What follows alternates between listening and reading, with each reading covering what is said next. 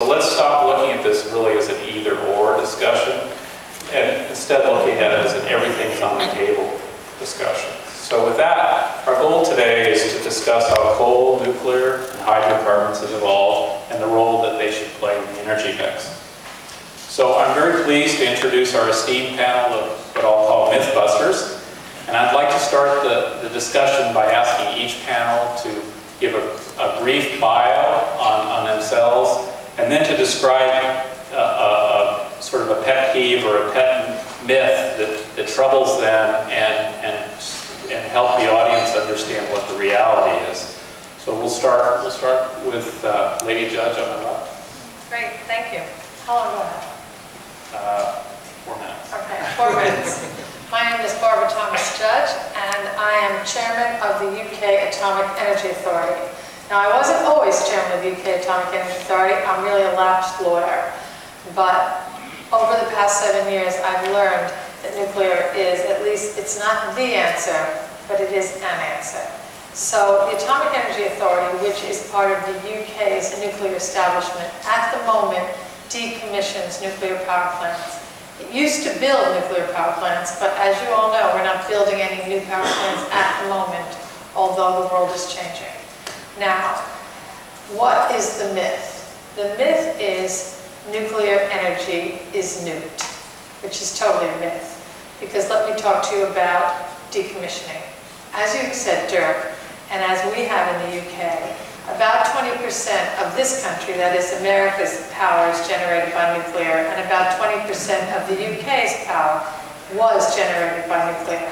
But if we keep decommissioning nuclear power plants around the UK like we have been, in 2020, 2% of our power is going to be given to us by nuclear.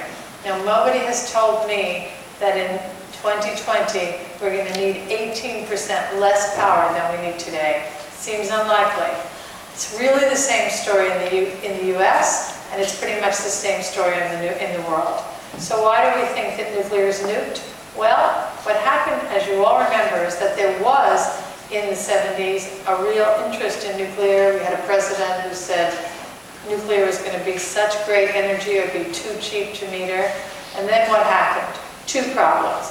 One was Chernobyl. Chernobyl was the great nuclear accident. Well, it wasn't really an accident. We all know, we in the establishment, particularly in Europe, that it was very old technology there in Russia, and that it was already creaking. And that not only that, there's evidence that the people that were running that power plant weren't really watching. And I heard the other day from a minister in Margaret Thatcher's government that the person who was there in the power plant, who knew there was some problem, saw the gauges going wrong and got in his car and drove away. And then the good old-fashioned Russians decided not to tell anybody for 10 days. So that was that problem.